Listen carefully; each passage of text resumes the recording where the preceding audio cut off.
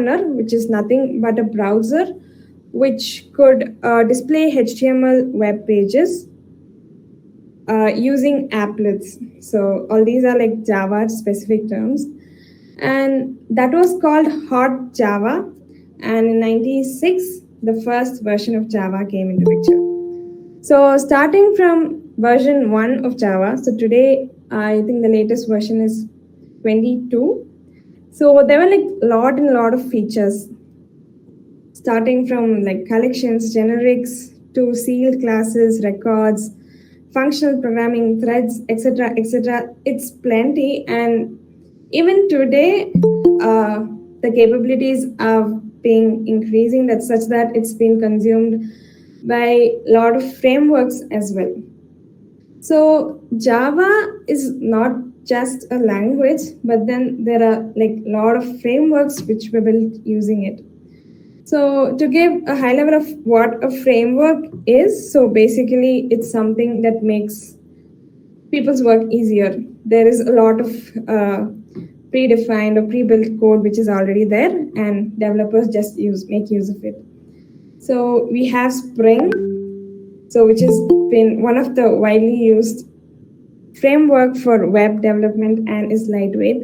And then there are a couple of frameworks: Rails, Drop Wizard, GWT, the Wicked, Play, Hibernate, which is make things for ORM mapping and things like that. So you won't believe any top company you take, there wouldn't be a company which says we don't use Java.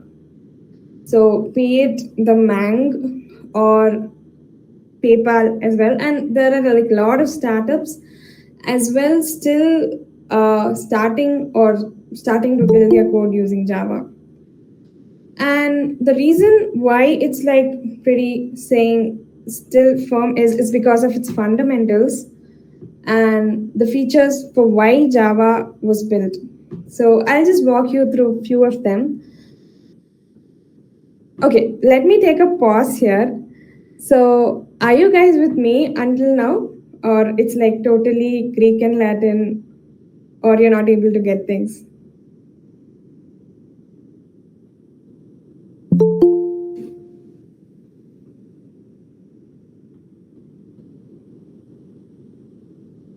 Yes, no.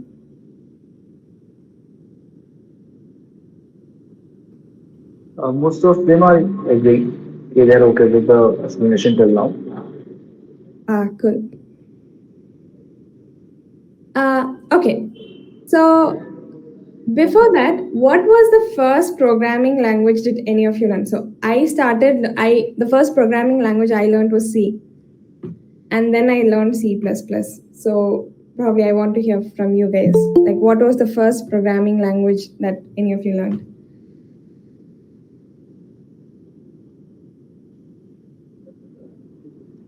I guess the majority of the students will be telling the name of C language because it's already mentioned in our curriculum that we are having in our campus. See, most of the responses is C language. Okay, so the batch after I passed out, I think people started learning Python. So that I was just curious, like to what they were learning. Yeah, many of the campuses have changed their curriculum and their choice of programming language. They shifted to C++ or Python. But still, there are many types of campuses who are still focusing on the C language as their first programming choice. Cool, great. Yeah, so I too began. I started doing programming by learning C, and then it was C++, then Python, then Java. But yeah, keeping that aside, so Java is still staying strong because of its feature write once, run anywhere. If you guys have already know about this, it's nothing but when it comes to Java, the code is actually converted to a byte code, which can be executed anywhere, as in any operating system. Like you have the same set of code and you want it to be executed in Linux, Windows, it does work.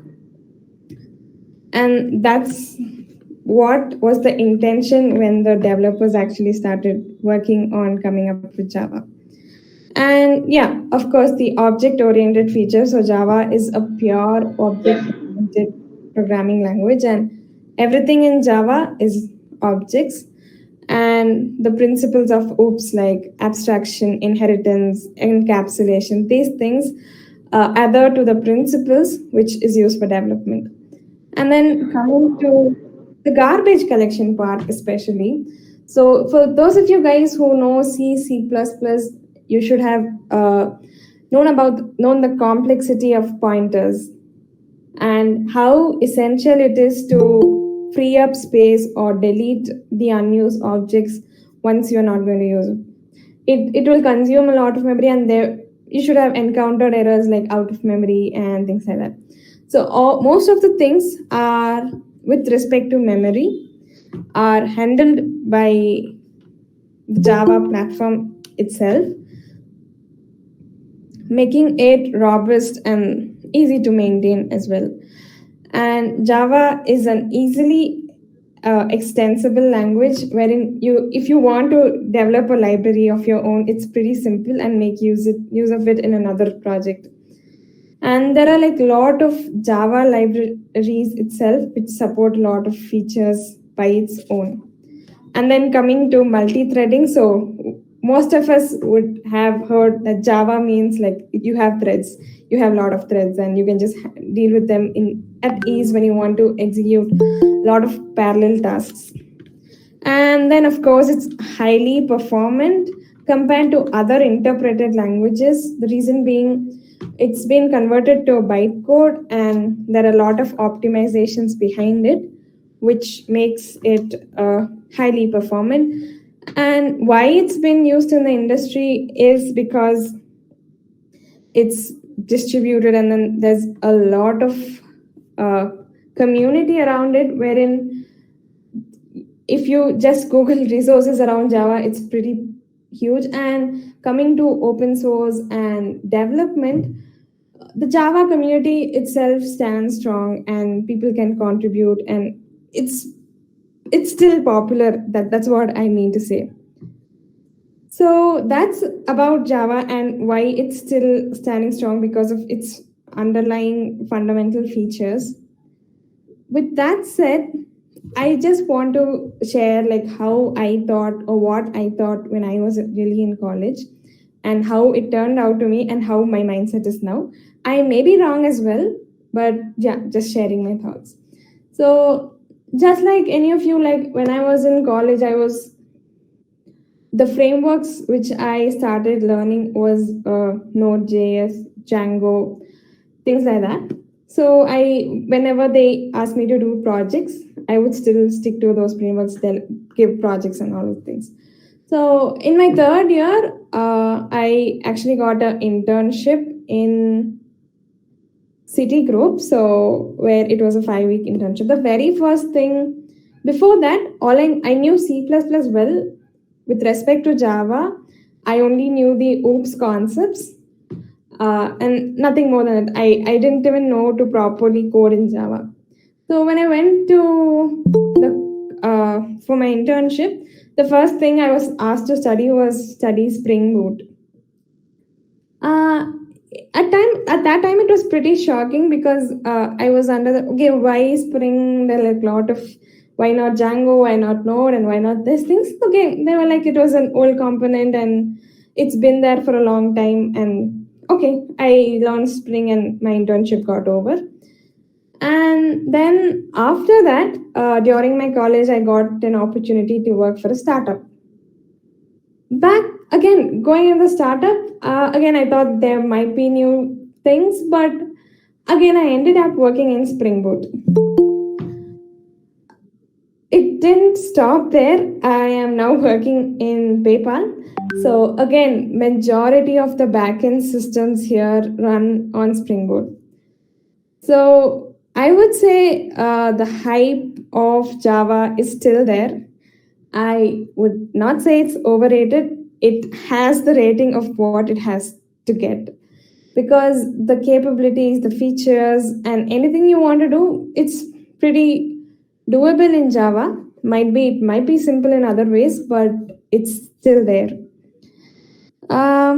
So what I would like to share with you guys is I'm not saying you shouldn't learn other frameworks and just learn Java. No, Java is pretty simple, and if you are a person who's looking to be a backend engineer or say backend developer, knowing Java and Spring Boot would always be it's always going to be a positive skill from your side, and it's never going to go off waste. Is something I want to convey. So, how you learn Java might be there is this myth around like, okay, Java is there are like lot of concepts. It's pretty huge and it's pretty tough. I cannot learn that. It's no, believe me, it has a lot of features and capabilities, yes, but getting to learn Java is pretty simple thing. Uh, it's the syntax is more or less easily understandable. It's like as you follow C++. Uh, Conceptually, there are a lot of things to learn, but it's an interesting and easy language. So, what if you're really in or want to jump into this corporate market? It's good that you know Java, and what you can do about it is explore what you are really interested at. Uh, Probably to start on with frameworks or the language itself, what really is interesting you. Study about it, and definitely it's not going to come without coding. So, if you are a person who's actually looking to study Java but then is stuck or not able to do, I would recommend, or from my side, which helped me is start learning about the Java platform itself, understanding how Java code is being executed and what really is there in Java. And then the term strings might sound simple, but there are like a lot of interesting stuff with respect to Java, especially with strings. And then there are the OOPS basics, conditions, loops, exception handling. And once you're done with this, you can, I'm sure all of you would do data structures and algorithms. So you can start coding in Java, and eventually you'll get to learn the other topics like threads, collections, programming, whatnot. Similarly, if you're a person who's looking to learn Spring Boot, the first thing I would recommend is start with its terminologies. So there are places where these terminologies basics itself would not be very clear. So getting that strong would really help, and then get into data JPA and things like that, and try to come up with a sample CRUD app. And as you grow, you automatically tend to search on how to do this, how to do that, and that's how you learn the other advanced features of the framework as well. So maybe I'll pause here. Do you guys have any questions, queries, or probably want to hear anything else?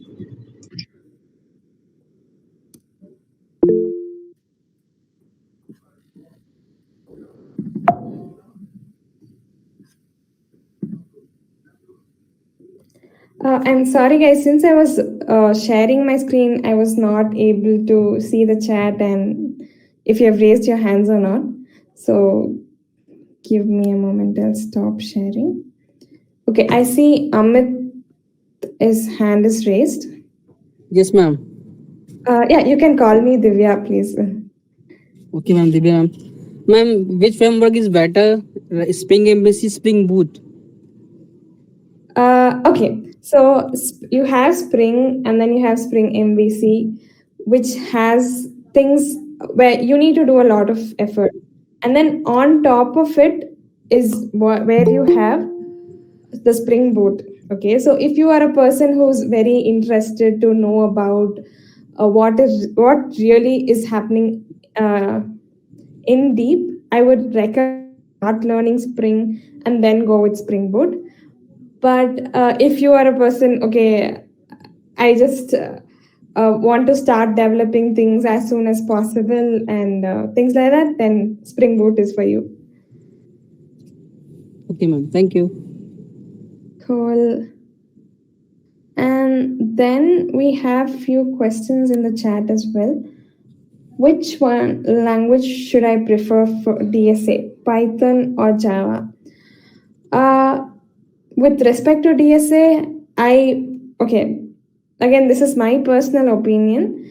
I would recommend Java. The reason being, most of the interviews or things where you go, however, people say they are comfortable with any language. Most of the questions or most of the roles with respect to Java, they tend to judge you on Java. So for that matter only, I would recommend Java. But again, it's whichever language is comfortable for you, it's up to you.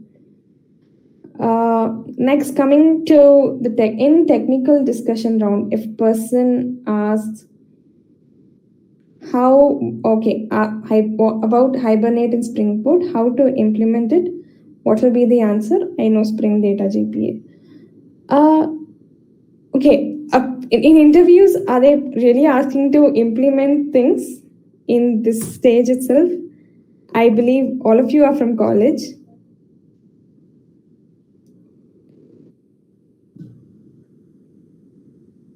Yeah, mostly of them are from college students. Am I audible again? Yeah, you are audible. No, They're mostly college students. okay, so I couldn't get. Okay, Hibernate is basically is a ORM, which means an object relational relationship. I mean mapper, which wherein you have your Java classes and your database objects, and when you use like Spring Boot, you don't need to worry about the conversion. That's for that matter, Hibernate is being used. How to implement this? Probably based on some examples you can do it, but this is what Hibernate is about. Coming to I'm learning DSA in Java, like what should you keep in mind while learning? Okay, I'll tell you one thing for all of you guys, like when you're learning, not specific to Java, but anything, try to learn things in deep.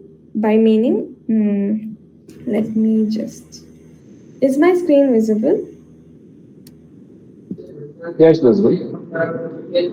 So using IntelliJ, so this is again an IDE which is used predominantly, which is used predominantly for Java projects and Java if you want to use Java. So I've just created a sample project and this is how it looks like. Okay. So whenever you learn DSA or whenever you learn any programming language for that matter, you say you work with string equal to new string. And then there are like a lot of, you tend to use the string dot length, string dot is empty, the string dot to uppercase, and a lot of inbuilt functionalities, right? But every time, most of the times, or that goes for even me as well, we just do it. Okay, we have string dot length, it's returning the length, fine, you just continue to code, that's all. But how many of us do take that extra step of really going into the Java code and seeing what it really does? For example, the string dot length here says returns the length of string. The length is equal to the number of Unicode code units in the string. So this is how you start exploring. Okay, now we go back to what is Unicode code units. It has a bit of description. And when you're using the string class itself, for every class you use, particularly in Java, it has a good enough Java documentation, which gives an overview of what really the class does and how things are working in it. So I would suggest, improve. I mean, this is something which will help you not just now, but in the long run when you enter corporate as well. So you get to understand things and then implement. So you won't forget things easily, and you know the depth of it. So yeah, I'm not sure. Okay, this is something I wanted to share with all of you. It might really take time in the initial days, but believe me, it's definitely going to be helpful. Cool. Okay, Divyanshi, I'm not sure if I answered your question. If you're particularly looking at anything, like feel free to unmute and ask. So yeah. Divya, I just want to mention this point. Like you were saying, garbage collector is one point that Java keeps it different from other programming languages, right?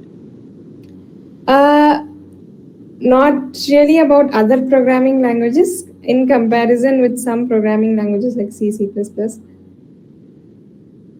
Yeah. So that's the point. And what do you feel? Java garbage collector is an additional point, like which optimizes the time, or it is a time killer? Because when I work with Java in some constraints like 10 to the power of 7 and 6, it kills my time. Okay, so yes, garbage collector is a daemon which actually runs in the backend, which cleans up space. But imagine you doing the work and the complexity you have to handle cleaning up those objects.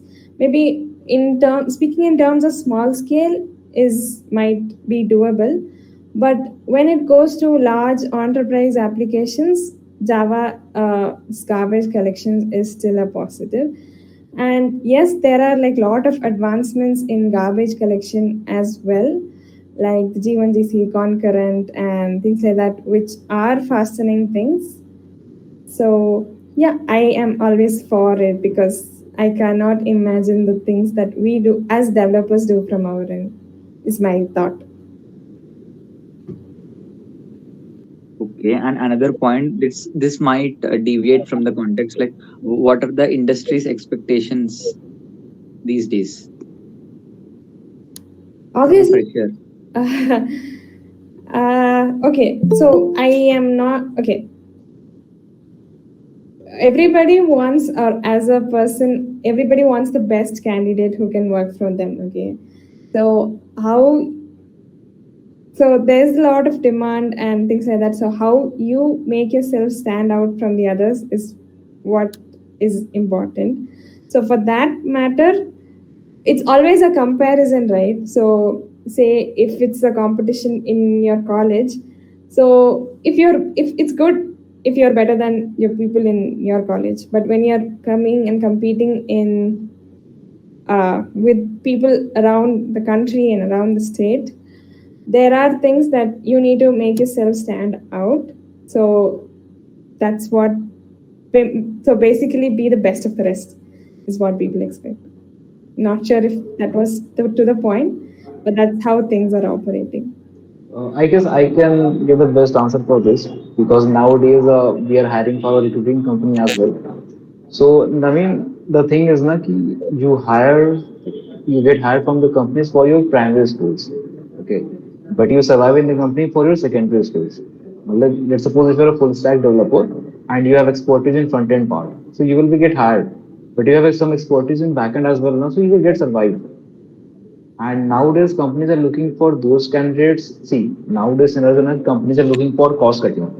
Okay, so they're looking for some sort of employee, some sort of candidates who have a maximum number of skills, but at least expertise in one particular domain. That's the important one.